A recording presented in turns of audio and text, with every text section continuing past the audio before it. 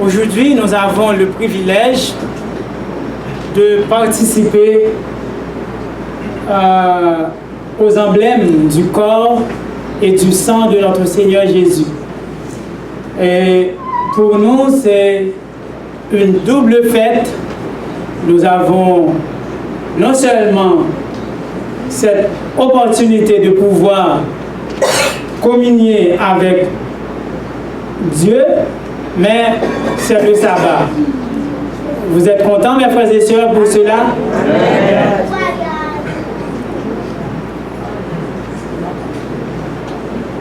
Nous voulons demander à nos amis de reprendre la lecture qui a été faite tout au début, s'il vous plaît. On va lire ensemble. Cette fois-ci, on va lire beaucoup plus de versets. C'est Ézéchiel, chapitre 14, on va commencer à partir du verset 13.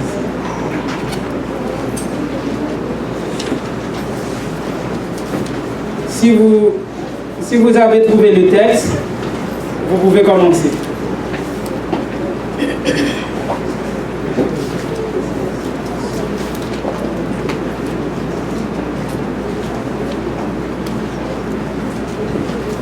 Ézéchiel 14, à partir du verset 13. Vous y êtes?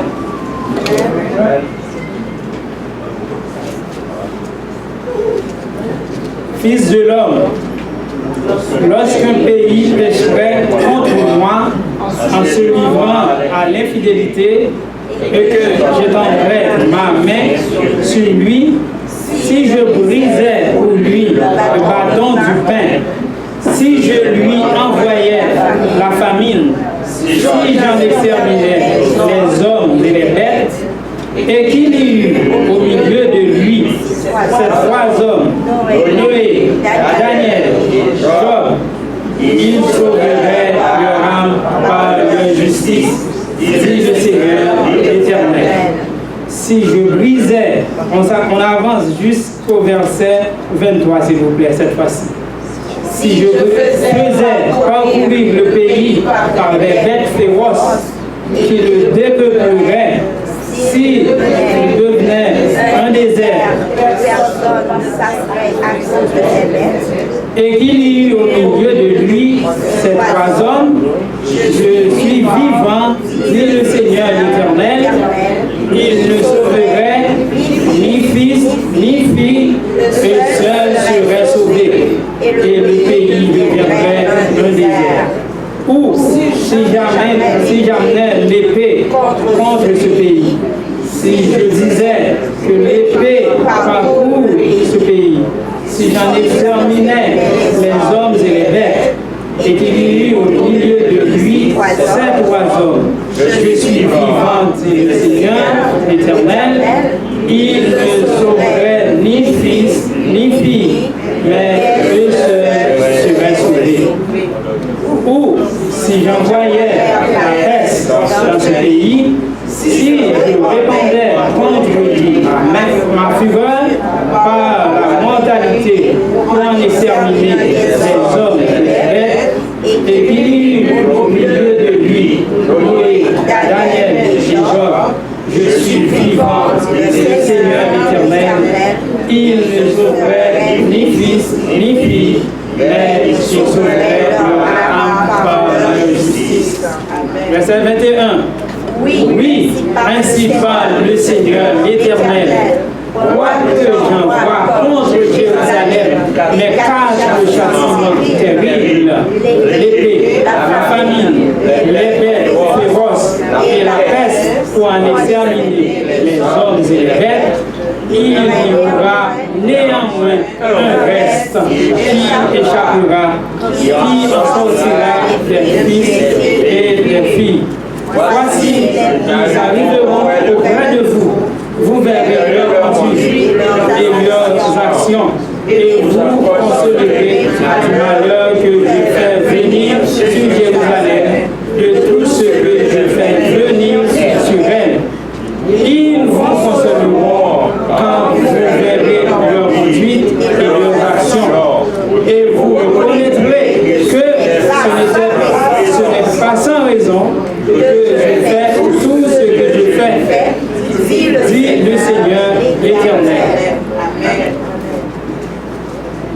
Chers amis, ça ne fait pas longtemps que j'ai découvert ce texte. C'est un texte à la fois dur et clément. Amen. C'est une invitation de mise en garde que Dieu donne à son peuple. C'est un Dieu qui est miséricordieux, compatissant, lent à la colère. Mais quand on dit lent à la colère, cela ne signifie pas que Dieu ne se met jamais en colère. Et il y a un élément qui met Dieu en colère. C'est quoi, mes frères et sœurs, quand nous avions débuté la lecture? C'est le péché.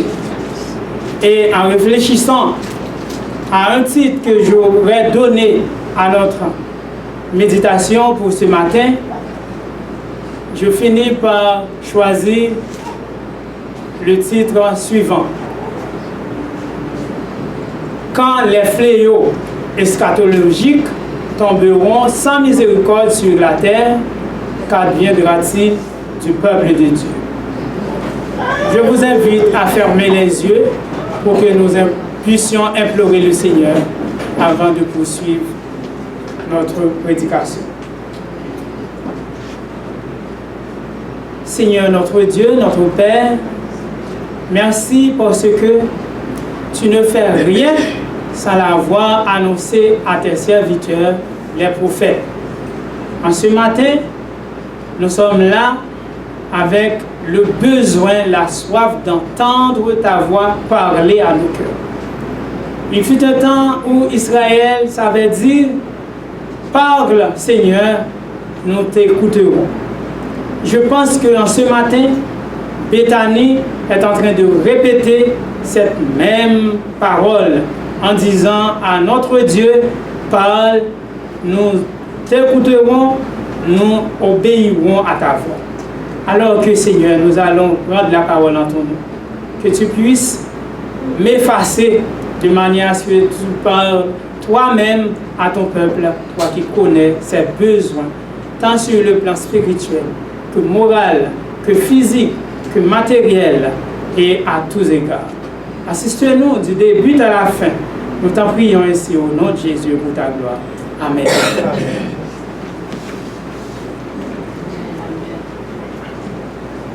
Nous n'allons pas passer beaucoup de temps à entrer dans certains détails. Mais je veux axer ma méditation sur 3 points importants dans ce texte. Parce que je dois remettre à temps pour que vous puissiez prendre part au service de la communion. Le premier point, c'est le péché, l'infidélité. Deuxième point que je vais considérer ce matin, c'est les 4 châtiments terribles de l'Éternel. Et enfin, la justice qui sauve. Nous trouvons comme exemple que Dieu a donné à son peuple 3 hommes, Noé, Daniel et Job. Qu'est-ce que le péché?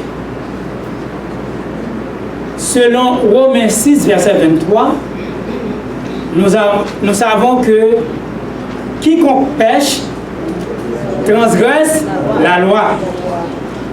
Et le péché, c'est la transgression de la loi. Donc, je dirais 1 Jean 3, verset 4. Quiconque pêche transgresse la loi et le péché est la transgression de la loi. Ça, c'est 1 Jean 3, verset 4. Mais, avec Romains 6, verset 23, nous trouvons de préférence le salaire du péché. Quel est le salaire du péché, chers amis?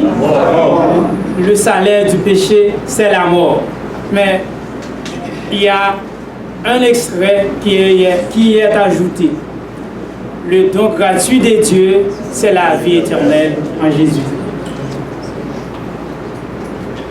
L'Éternel s'adresse à son peuple à travers son prophète et dit qu'il a 4 châtiments terribles pour un pays qui aurait péché contre lui en se livrant à l'infidélité.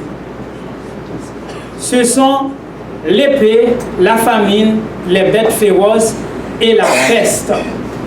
Et à quoi sert ça? C'est pour exterminer les hommes et les bêtes. Il dit, j'étendrai ma main contre le peuple qui pécherait contre moi. Il sera privé de pain, je lui enverrai la famine, j'en exterminerai les hommes et les bêtes. Ainsi parle le Seigneur, l'Éternel, quoique j'envoie contre Jérusalem mes 4 châtiments terribles, l'épée, la famine, les bêtes féroces et la peste, pour en exterminer les hommes et les bêtes. Mais s'il y a des hommes comme Daniel, Noé et Job, eh bien, la justice de ces hommes sauvera leur âme. Donc, chers amis, suivant ce texte, la grâce de Dieu sauve. Nous disons souvent, nous sommes sauvés par grâce. Mais la grâce de Dieu n'exclut pas la justice de Dieu, mes frères et sœurs. Car Jésus, qui nous a donné cette grâce, a dit, si vous m'aimez, gardez mes commandements. Essayons de voir les éléments cités dans le texte. Commençons par l'épée. Quand on voit l'épée, ça réfère à la guerre.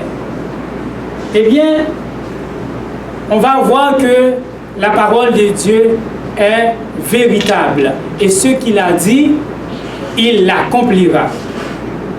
Eh bien, avec la Première Guerre mondiale, nous avons un bilan de 18,6 millions de morts quand on a compté les civils et militaires. Deuxième Guerre mondiale, plus de 80 millions de morts. Le nombre des victimes de la Shoah s'élève environ à 5,185 000 juifs.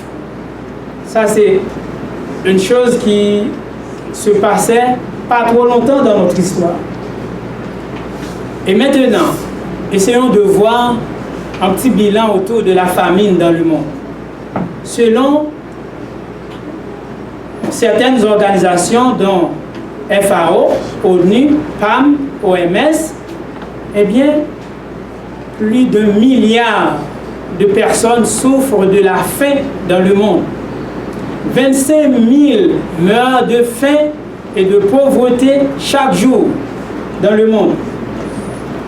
9 millions meurent chaque année, dont 6 millions d'enfants de moins de 5 ans, prématurément à cause des suites directes ou indirectes de la faim. D'après certaines études, chaque année, on recense. Maintenant, nous allons aborder les bêtes féroces. Nous essayons de passer rapidement sur les points. Les bêtes féroces. D'après certaines études, chaque année, on recense dans le monde 10 victimes par des requins, 10 victimes par des loups, 100 victimes par des lions, 100 victimes par des éléphants, 500 victimes ou plus par des hippopotames, 1000 victimes par des crocodiles, 2000 victimes par des vers appelés ténia ou vers solitaires, 2500 victimes par un ver qui s'appelle ascaris ou ver rond, 10 000 victimes par les escargots d'eau douce. Je n'ai pas pris du temps de mettre leur image, mais vous pouvez regarder sur le net, vous allez voir comment c'est des bestioles très petits, mais 10 000 victimes par des escargots d'eau douce. On peut les avaler facilement en buvant de l'eau. Toujours avec les bêtes féroces, 10 000 victimes par les punaises assassines, 10 000 morts par les mouches CC, environ, c'est-à-dire ça peut être beaucoup plus, 25 000 morts par des chiens sauvages, 50 à 100 000 morts par des serpents dans le monde, 725 000 morts par des piqûres de moustiques dans le monde. Chers amis, est-ce que la parole de Dieu a dit vrai? Amen. Voyons maintenant le 4e point, la peste. Selon Larousse, la peste est une maladie infectieuse, contagieuse, endémique et épidémique due aux bacilles de Yersinia et transmise du rat à l'homme par les piqûres de puces, etc. On distingue la peste bubonique, directement transmise par les puces, et la peste pulmonaire, transmise d'homme à homme par inhalation. Toujours avec la peste, on en distingue 10 variétés. Les plus courantes sont la peste noire, la peste de Justinien, la variole, la grippe espagnole ou influenza, donc c'est toujours la même catégorie, la peste Antoine ou peste galénique, c'est-à-dire on voit Galles ici, la grippe asiatique, le choléra, la grande peste de Londres, la peste d'Athènes, et puis on ajoute le sida aussi comme peste, comme la peste. Mais moi j'ajoute un autre type de peste qui est le cancer, chers amis. Parce que vous pouvez ne pas comprendre de quoi il s'agit de peste ou d'autres choses, mais ici au Canada, nous avons entendu parler et nous voyons les ravages provoqués par le cancer. Eh bien, la peste noire de 1347 à 1351 a causé par une bactérie appelée Yersinia ou pestis, aurait fait près de 100 millions de victimes, soit plus de la moitié de la population européenne en 4 ans. La peste de Justinien, de 540 à 542, en moyenne 10 000 morts par jour, et 50 ans plus tard, elle aurait fait près de 100 millions de victimes selon un historien qui s'appelle Byzantin. Voyons pour la grippe espagnole. La grippe espagnole ou influenza de 1918 à 1919, originaire de Chine, elle aurait tué 100 millions de personnes, dont le roi d'Espagne, Alphonse XIII, l'une de ses plus célèbres victimes.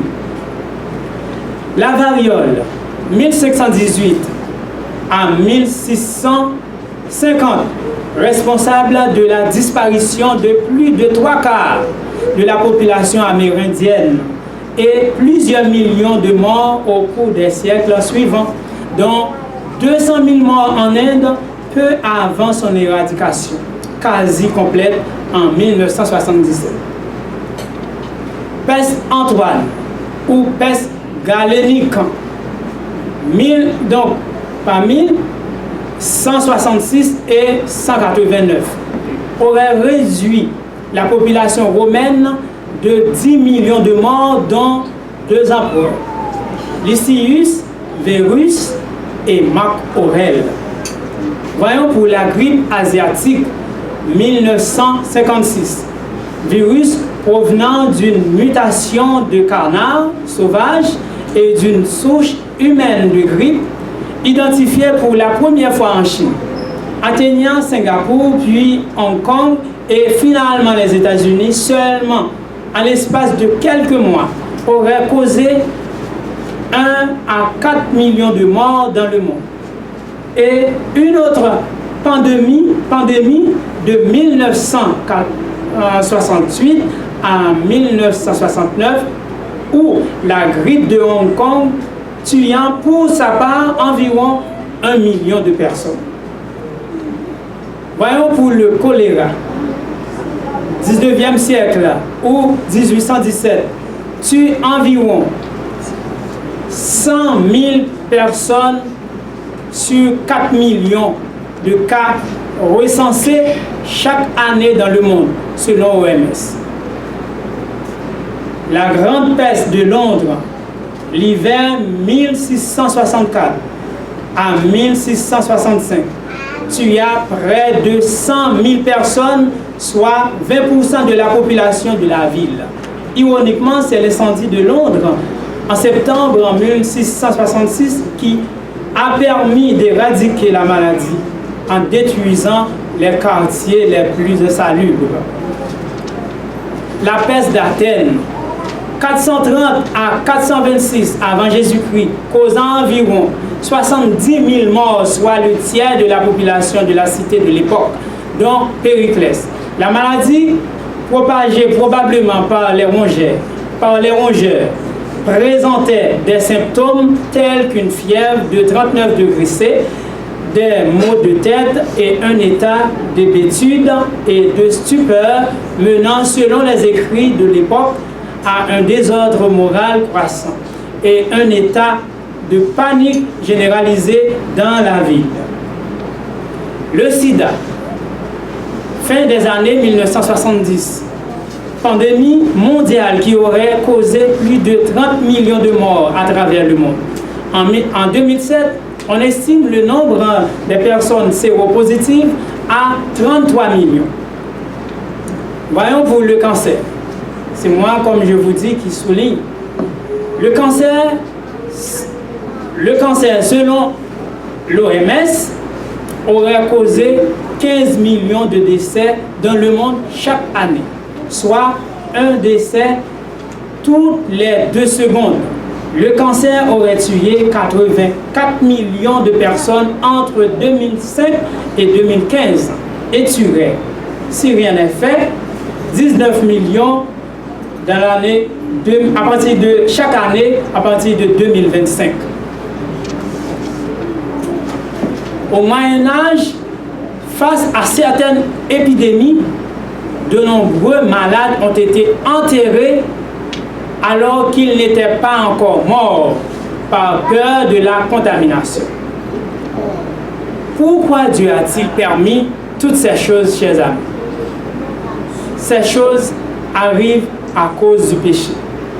Nous venons de voir des types de châtiments terribles que Dieu vient de mentionner dans Ézéchiel chapitre 14. Mais essayons de rester davantage sur la peste. Il y a la peste qui ronge notre corps physiquement, mais qu'en est-il de la peste spirituelle? Eh bien, c'est ça que nous voulons axer votre attention en ce matin sur la peste spirituelle. Et c'est la cause de la mort de notre Sauveur et Seigneur Jésus-Christ. Chers amis, face à la peste spirituelle, tout paraissait impossible. Si pour les autres types de peste, finalement, on a pu trouver des moyens de subvenir au secours des malades, mais pour la peste spirituelle, il n'y avait pas de moyens. On pourrait comparer la peste spirituelle à l'humanité entière qui est malade, empoisonnée, son sang est infecté. Et pour que l'humanité puisse survivre, il a fallu enlever son sang complètement et le remplacer par du sang pur, du sang non infecté. On a essayé avec Isaac, mais le sang d'Isaac ne pouvait pas sauver l'humanité. Dieu a dit à Abraham, ne fais pas de mal à ton enfant. Mais finalement, pour sauver l'humanité, qu'est-ce que Dieu a fait? Il a envoyé son Fils dont le sang est pur et sans tache. Donc, chers amis, l'humanité est malade de la peste spirituelle depuis environ 6000 ans. Et c'est la raison pour laquelle que Jésus a été sur la croix. Tout son sang a été versé goutte après goutte pour vous et moi. Pourquoi donc fut-il versé? C'est parce que le sang du monde entier a été infecté par le péché qui est la peste spirituelle. Pour que nous ne périssions pas, seul le sang de Jésus était efficace et efficient. Ainsi, il a versé son sang jusqu'à la dernière goutte par la transfusion à l'humanité. Croyez-vous cela, chers amis? Croyez-vous que Jésus a versé son sang pour vous en ce matin? Amen. Alors, chers amis, si vous croyez fermement que Jésus a versé son sang pour que nous ayons la vie et la vie sauve, je vous invite à faire une chose en ce matin. C'est d'être des hommes et des femmes comme Noé, Daniel et Job. Mon Dieu est votre Dieu. Que mon Dieu et votre Dieu nous aide à demeurer fermes et inébranlables quand les fléaux eschatologiques tomberont sur la terre jusqu'à son retour en gloire. Car comme Noé, comme Daniel, comme Job, l'humanité aura à faire face aux fléaux de derniers jours. Daniel n'était pas encore au temps de la fin, mais Daniel a fait l'expérience de la fosse au lion parce que Daniel ne voulait pas pécher contre Dieu.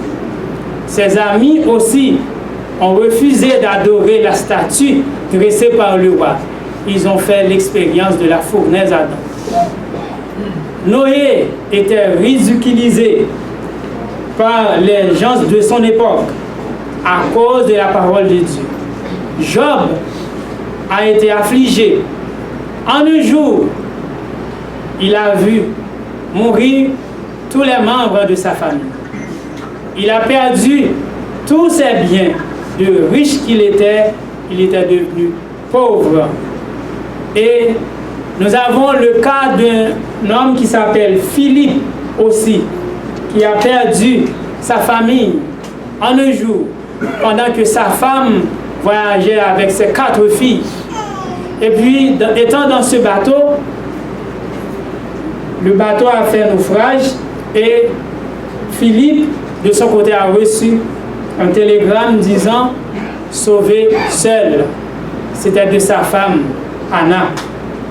Et puis, en passant dans la zone où le bateau a fait naufrage, Philippe a eu dans son esprit quelque chose qui monte en réfléchissant à la mort de ses filles. Et puis, c'est à ce moment-là qu'il a été inspiré du numéro 321. C'est le chant qui dit « Quel repos céleste, quand enfin Seigneur ». Vous savez le reste. Et c'est ce chant que je vais vous inviter à chanter. Parce que, comme Daniel, comme Philippe, comme Job, comme tout autre qui nous ont précédés, nous aurons à faire l'expérience des fléaux des derniers jours. Mais ce dont il est certain, au milieu de l'épreuve, Dieu sera avec nous, chers amis. Dieu ne dit pas que nous aurons un monde sans difficulté. Dieu ne dit pas que l'église de Béthanie ne connaîtra pas de difficultés, mais il a dit, je serai avec vous tous les jours et jusqu'à la fin du monde. Que le Seigneur vous bénisse. Amen.